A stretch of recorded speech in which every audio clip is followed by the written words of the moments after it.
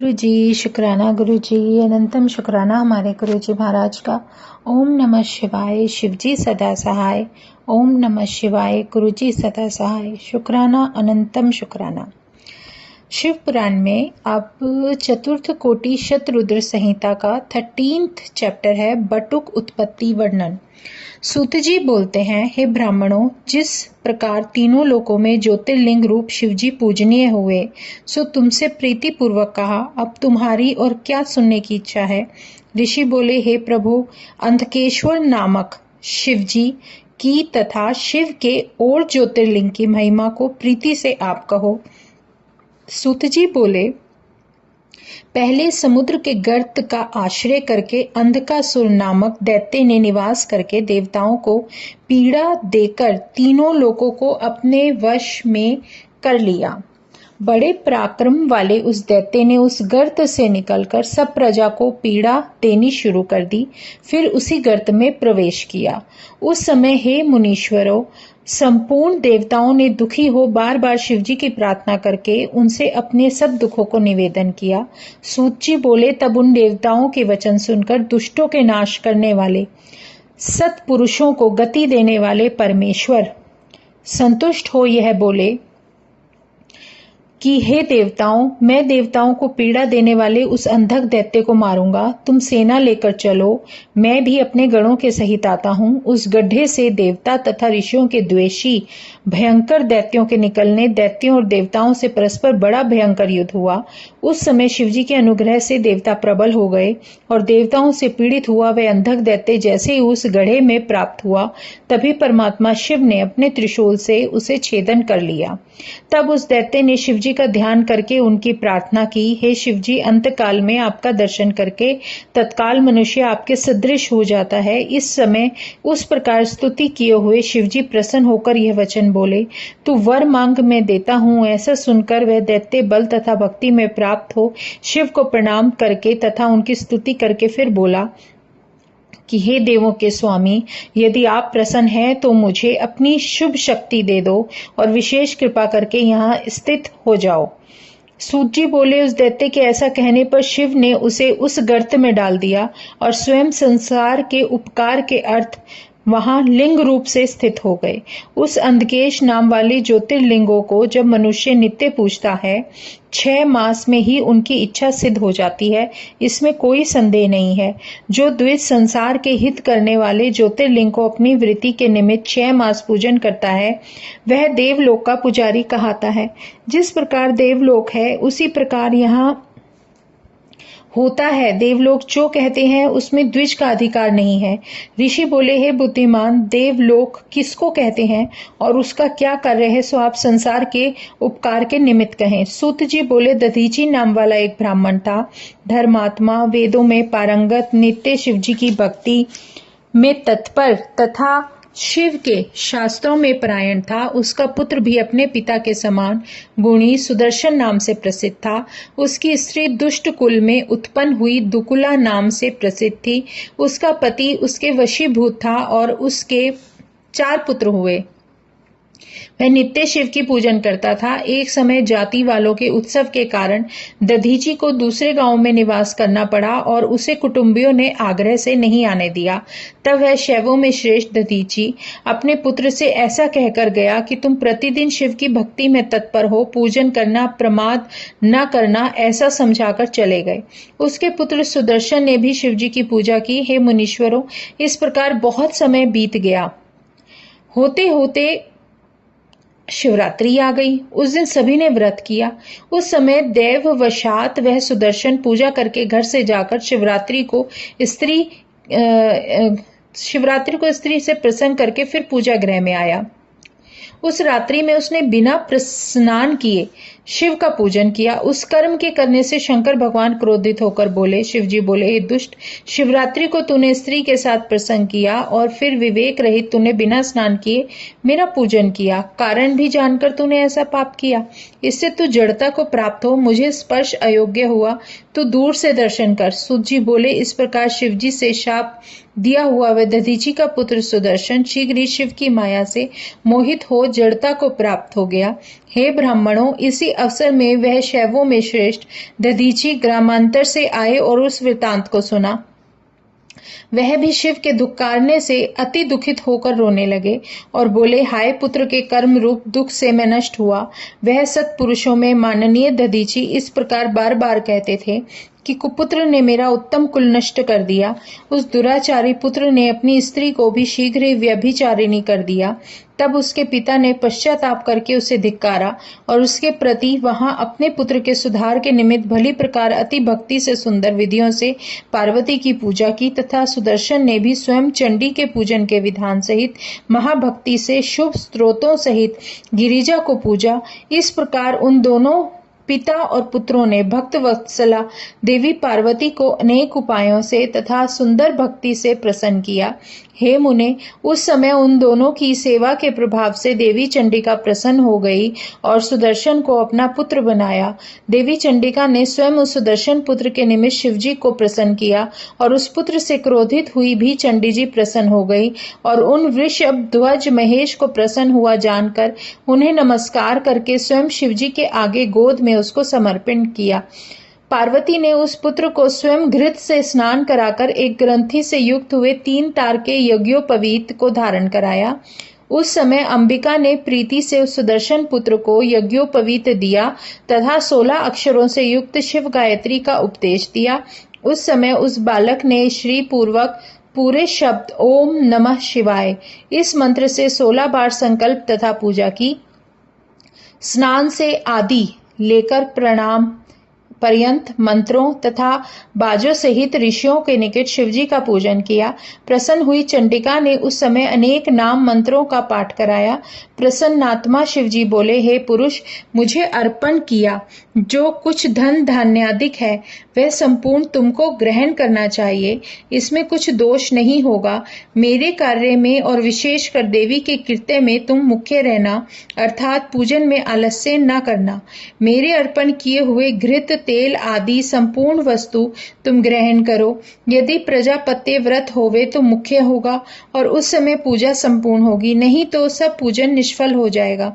और तुम सब वृत्ताकार गोल तिलक लगाना तथा नित्य स्नान करना। तुमको शिवजी की संध्या तथा शिवजी की गायत्री जपनी योग्य है। पहले मेरी सेवा करना, फिर अपने कुलोचित कार्य करना योग्य है। ऐसा करने से तेरा कल्याण होगा। मैंने तुम्हारे सब दोष निवारण किए। सूत जी बोले, ऐसा कहकर परमात्मा शिव ने उस समय उसके चारों पुत्रों को चारों दिशाओं में अभिषिक्त किया, अर्थात राज्य तिलक किया। चंडी ने सुदर्शन पुत्र को निकट स्थापन कर उसके और पुत्रों को अनेक वरदान देकर यह प्रेरणा की कि देवी बोली, तुम दोनों के मध्य में जो ये मेरा बटुक भक्त बालक है उसकी नित्य विजय होगी, इसमें कुछ विचार न करना। हे पुत्र, जिसने तुमको माना, तुमको पूजा है, तुमको निरंतर अपना कर्म करना योग्य है। सूत जी बोलते हैं, इस प्रकार शिव पार्वती ने उस महात्मा सुदर्शन को पुत्रों सहित अनेक वरदान दिए, जिसके कारण कि शिव पार्वती ने उन्हें स्थापित किया है। इससे वे बटुक कहे गए। तपोभ्रष्ट होने से वे तपो अधम कहलाए। वे सब शिव पार्वती की कृपा से बहुत विस्तार को प्राप्त हुए। उन सभी में भी उस महात्मा की परम पूजा हुई। इस कारण उन्होंने जब तक शिवजी की पूजा नहीं की तब तक और की पूजा नहीं करनी चाहिए। यदि और पूजा की जाए तो शुभदायक ना होगी। शुभ कार्य हो अथवा अशुभ हो, बटुक का त्याग न करें, कारण कि प्रजापत्य भोज्य में केवल बटुक को ही विशेष कहा गया है तथा शिव पार्वती के कार्य में एक बटुक ही विशेष दिखता है, सो बुद्धिमान है, निष्पाप है। जैसे मैं तुमसे कहता हूं सो सुनो। उस श्रेष्ठ राजा के नगर में अंधकेश के समीप प्रजापत्य के नित्य भोजन वाले नियम से शिवजी के अनुग्रह के कारण जो अद्भुत वृतांत हुआ सो सब प्रीति से सुनो। संतुष्ट हुए शिवजी ने उस राजा को एक ध्वजा प्रदान की और उन देवों के स्वामी शिवजी ने कृपा करके राजा से कहा कि हे राजन, मेरे प्रजापत्य यज्ञ के संपूर्ण होने पर रात्रि को ध्वजा गिरेगी और प्रातः काल को बढ़ेगी। अन्यथा मेरी यह ध्वजा रात्रि में स्थिर होगी। ऐसा राजा से कहकर प्रसन्न हुए कृपा सागर शिवजी अंतर्ध्यान हो गए। हे महामुने, उस राजा का उसी प्रकार नियम हुआ और शिव की पूजा के विधान से प्रजापत्य ब्रह्म भोज किया और सब संपूर्ण कार्य समाप्त हो गए। तब प्रातः काल वे ध्वजा स्वयं बढ़ी और सायकाल में वहां गिर पड़ी। एक समय वहां बटुक का कार्य पहले हो गया तो ब्रह्म भोजन के बिना ही वह ध्वजा गिरी। उस समय यह चरित्र देखकर राजा ने पंडितों से पूछा कि अब यहाँ ब्राह्मण भोजन करते हैं परंतु ध्वजा तो नहीं उठी। हे ब्राह्मणों, ये ध्वजा क्यों इस प्रकार गिर गई, तो सब सत्य सत्य कहो। इस प्रकार पूछने पर श्रेष्ठ पंडित उस समय बोले, महाराज, उस ब्रह्म भोजन में पहले चंडी के बटुक को भोजन कराया, अतः शिवजी संतुष्ट हुए, इस कारण पहले ही ध्वजा गिर गई। यह सुनकर वह राजा और संपूर्ण मनुष्य विस्मित हुए और वहां उनकी प्रशंसा करने लगे। इस प्रकार शिवजी ने उनकी महिमा को बढ़ाया। इसी कारण पहले विद्वानों ने बटुकों को श्रेष्ठ कहा है। उन बटुकों से ही पहले शिव की पूजा होनी चाहिए, अन्यथा सफल नहीं होती। शिवजी के वचन से इसमें और किसी का अधिकार नहीं है। उच्चारण करना योग्य है जिससे कि पूजा पूर्ण हो, उनका इतना ही कार्य है और कुछ भी कार्य नहीं। हे मुनीश्वरों, जो आपने मुझसे पूछा सो सब मैंने तुमसे कह दिया, जिसको सुनकर मनुष्य पूजा के फल को प्राप्त होता है। अब है 14th चैप्टर, जिसमें है सोमनाथ ज्योतिर्लिंग उत्पत्ति वर्णन। ऋषि बोले, अब ज्योतिर्लिंगों के महात्म्य को तथा उनकी उत्पत्ति को जैसा आपने सुना है उसी प्रकार वर्णन करो। सूत जी बोले, हे ब्राह्मणों सुनो, ज्योतिर्लिंगों के महात्म्य को तथा उत्पत्ति को संक्षेप से अपनी बुद्धि के अनुसार कहता हूँ, जैसे मैंने अपने सदगुरु से सुना है। हे मुनि श्रेष्ठों, इन शिवलिंगों के महात्म्य को 100 वर्ष से भी कहने की सामर्थ्य नहीं होती, तथापि मैं आपसे कहता हूँ। हे मुनि, उन ज्योतिर्लिंगों में से सोमनाथ प्रथम कहे गए हैं, सो आप पहले उन्हीं के महात्म्य को सावधानी से सुनो। हे मुनीश्वरों, महात्मा दक्ष ने चंद्रमा को अश्विनी आदि 27 कन्याओं का दान किया। यह कन्या स्वामी चंद्रमा को प्राप्त होकर अधिक शोभित हुई और चंद्रमा भी उन कन्याओं को पाकर निरंतर शोभित हुआ। जैसे सुवर्ण से मणि की शोभा होती है तथा मणि से सुवर्ण शोभित होता है, इसी प्रकार से परस्पर शोभित हुए। उनका जो वृत्तांत हुआ सो सुनो। चंद्रमा को उन संपूर्ण स्त्रियों में रोहिणी नाम वाली पत्नी जैसी प्रिया थी, वैसी और कोई प्रिया न थी, और शेष वह कन्या दुखी हुई, अपने पिता के कारण शरण में गई। अब जाकर उसने अपने दुख को निवेदन किया और उस समय उनके दुख को सुनकर दक्ष जी दुखित हुए। हे ब्राह्मणों, तब दक्ष जी चंद्रमा के समीप आकर उससे शांति से यह वचन बोले। दक्ष जी बोलते हैं कि हे चंद्रमा, आप पवित्र कुल में उत्पन्न हुए हो, आप सब आश्रितों में आपकी न्यूनता और अधिकता कैसी? यदि आपने ऐसा कृत्य किया है तो अब फिर ऐसा कार्य न करना। न्यूनता अधिकता के साथ व्यवहार करना नरक को देने वाला कहा जाता है।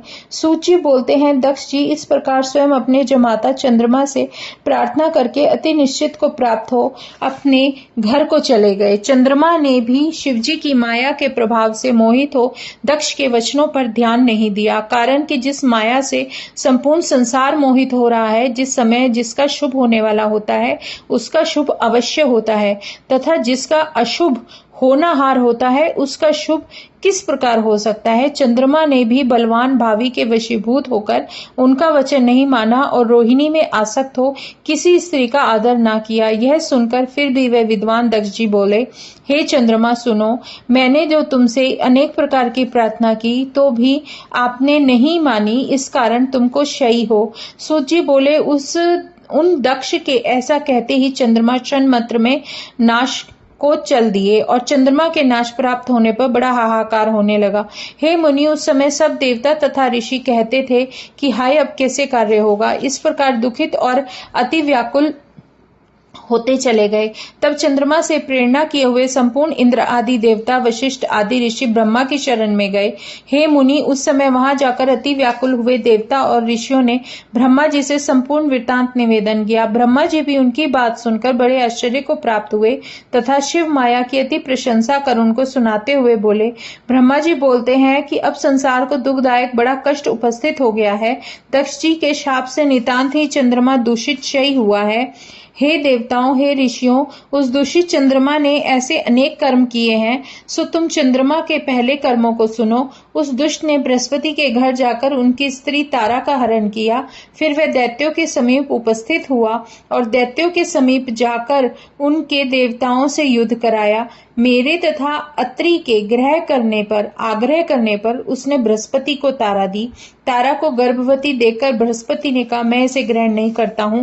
तब निवारण करने से बृहस्पति ने बड़ी कठिनता से तारा को स्वीकार किया। हे मुनिश्रेष्ठ, यदि वह अपने गर्भ को त्यागेगी तो मैं इसे ग्रहण करूंगा।